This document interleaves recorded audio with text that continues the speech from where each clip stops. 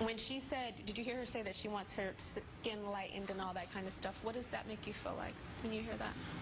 When she says that, it makes me feel that I'm not doing the best job that I can do as a mom. Because I went through the same thing. I had so much hate. I didn't like myself, and when I heard what she was going through, I didn't think that the same issue would still be going on, and it is. And I'm like, Pearl, you really need to love yourself. Don't I tell you that all the time? Regardless of what people say, you have to love you. Will you stand on up? What's your name? Sherlyn. You've been crying a lot. Tell me why. Yes. Is it Latasha? Latasha? I'm sorry. You said that she bleached her son, or sons, sorry. And I have a son myself, and I'm a single mom, and I think the most important job for a parent is that you teach your children to have a self-esteem and build their self-worth. And I think bleaching your children and teaching them that they're going to be better because they're lighter is like the wrong thing. It really got me. Oh my God.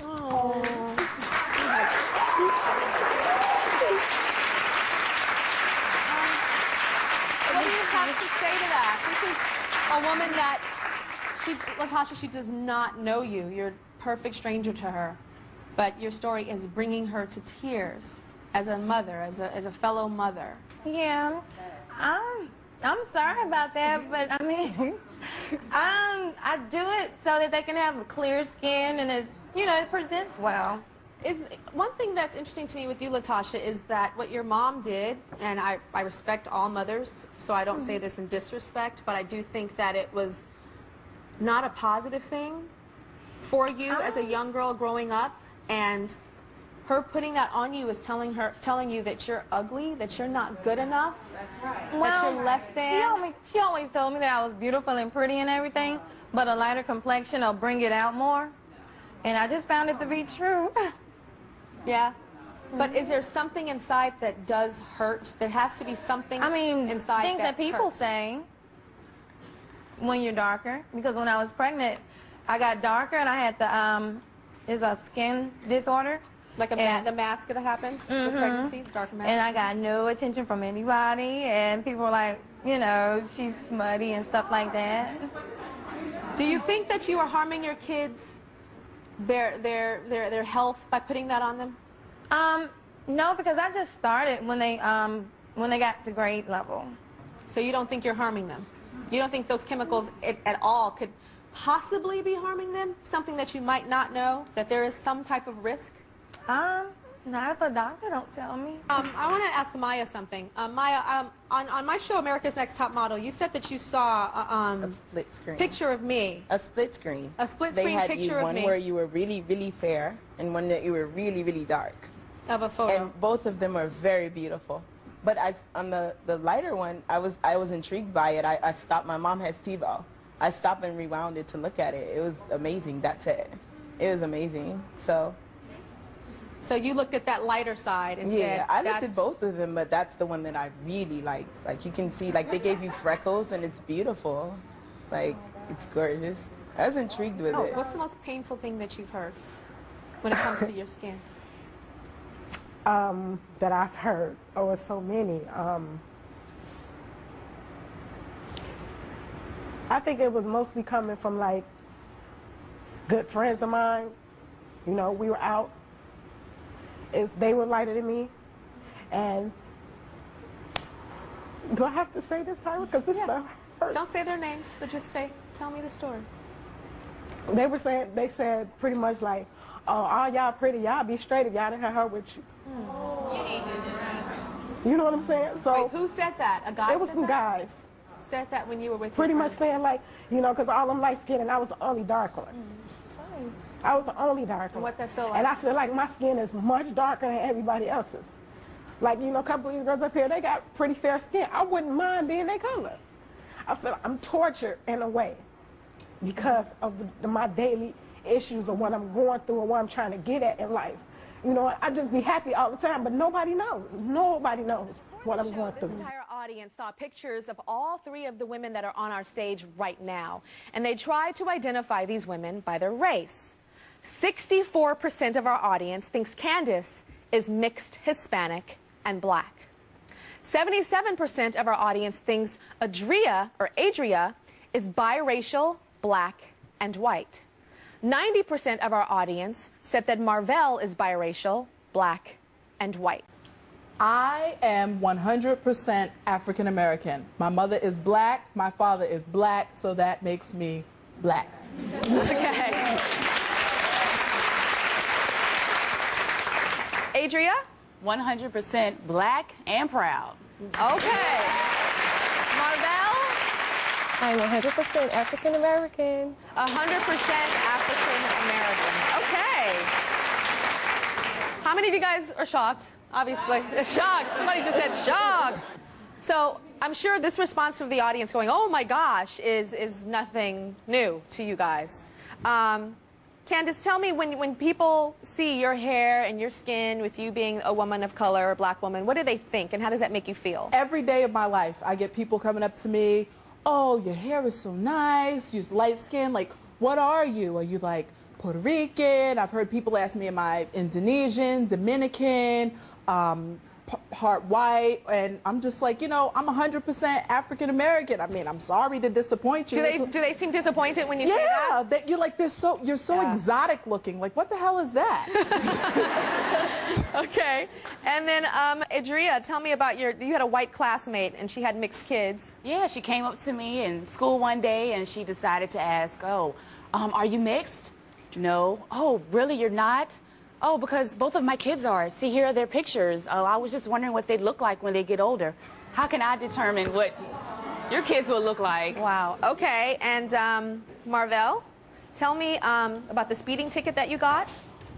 Yes, I actually got a speeding ticket, and the cop didn't ask me what was my race. He just assumed that I was white. He just checked white.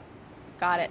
And do you think that your lives are harder because you are of mixed race, but when your lineage, the direct lineage is black or African American? It definitely makes things more complicated for me. I'm a black woman and I'm very proud of who I am and where I come from. But not only do I have to deal with what goes on, the racism from ignorant people who are of other races, you have to deal with the poor mindsets of people who are African American, who think, okay, she's light-skinned, so she must think she's cute, or she must think she's better than me, or she gets more advantages, and I'm not like that. I just want to say, you know, not every person is like that. You need to take each person for who they are. Well, I have Janelle here in the audience. You can stand on up, Janelle. You feel that there are a lot of advantages. Tell me about how you see yourself and then how you feel the world or you look at these women on the stage. Well, being both African American, we all go through hard times and struggles, but to be a darker-skinned African American woman versus someone who is assumed to be mixed, my struggles are definitely a lot harder than yours would be. I heard you say that, you know, people assume that you're mixed and then that you go and they say, where are you from? Are you from Indonesia? The excitement that they feel for you is the contempt that they feel towards me. When I walk into a room, I'm slave black. That's it. That means I'm dark. What is slave black? That means that I'm really dark skinned. There's no other way. All the bad stuff associated with black people. I have been black for 34 years. I have never heard slave black. You know, like sometimes you can pass maybe for mixed or maybe white. When you're slave black, you can't pass for anything other than black. Did you make this up? That's what it, yes. You made up slave black. Okay, because there were a lot of slaves of all different colors. Yes, there were. But when I say that, that's saying all the negative connotations. Like, you remember the field versus the house? Got it. I'm in the field. There's no way. But that's exactly the problem, the slave mentality, the connotation that being light or looking more like massa is better than a person who is darker skinned. Right. That's not my problem. That's society's problem. You can't change everybody, but you can change yourself when those girls and how you think of yourself. When those type of girls walk into a room, is there a contempt that you feel inside? It's not more of a contempt, but it's more of a, there's always going to be, you guys have it a lot easier. And from the moment that we walk in to a room together, it's evident. When I look at TV, it's evident. You can identify with the people you see on a commercial. I can't 90% of the time. You can walk into a store and find hair products and makeup that works for you. I can't. When people walk up to me, are you from a different country? Are you maybe from, like, are you maybe Guyanese or something? No. Oh.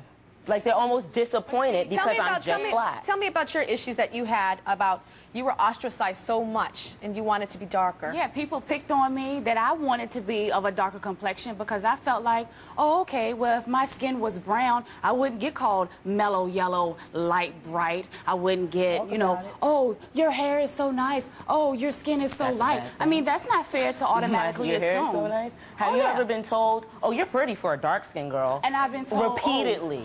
But have you ever been told by someone, oh, well, you know what, when I first met you, I didn't like you because of the color of your skin? Yes, we all have been told that one. But to have no friends because of something like that? Okay, but I know that when... And I'm talking about somebody of your complexion. We became friends later, but she said, oh, yeah, when I first saw you, I automatically didn't like you. That's not fair to me. You didn't even get a chance to get to know me. That's true, but that affects both of us. There are always going to be people who judge like that. I have a solution right here.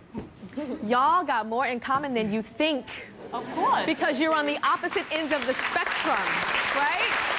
It's like, it's this competition of, well, let me tell you how bad I have it. Well, let me tell you, I had to hike up mountains barefoot. And the next person is, well, I had to crawl on my knees and they bled. It's like, it's all pain.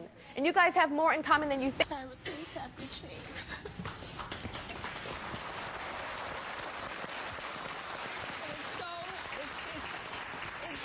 Issue, and it is my mission in life to expand what beautiful is for young girls, because you are me, and you are so many young girls that grow up and don't see an image of themselves.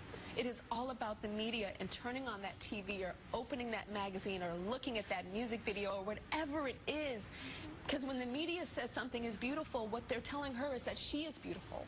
And that's why I've dedicated my life to expanding what beauty is for every single girl here, because beauty is not a cookie cutter. It is not just one stereotype. But if all we see is Beyonce and Rihanna and me and all that one type of beauty when it comes to the black community, it makes her say that she's not beautiful. I'm so happy that Michelle Obama is our first lady and that she is a fashion icon and she is a beautiful woman, because it's going to make your daughter feel better about herself. You know, the Gabrielle Unions of the world, you know, that we need more of that. And we need more. There's a girl named Jessica White. She's a model. She has a Maybelline contract. But not enough people know that. One of my Winners of America's Next Top Model, Tiana, has your skin color. Another girl by the name of Danielle has your skin color, and she won America's Next Top Model, but still the prevailing look is still the light-skinned, light-eyed girl. You have to know, baby, that you are so beautiful. All of you girls are so beautiful. There is not one cookie cutter of beauty. Beauty comes in so many different shapes and sizes and cheeks and skin tones and hair lengths and textures and eye colors and lip shapes. It is so important for you guys to know that. And it's my duty on this earth to make sure that you know that. We'll be right back.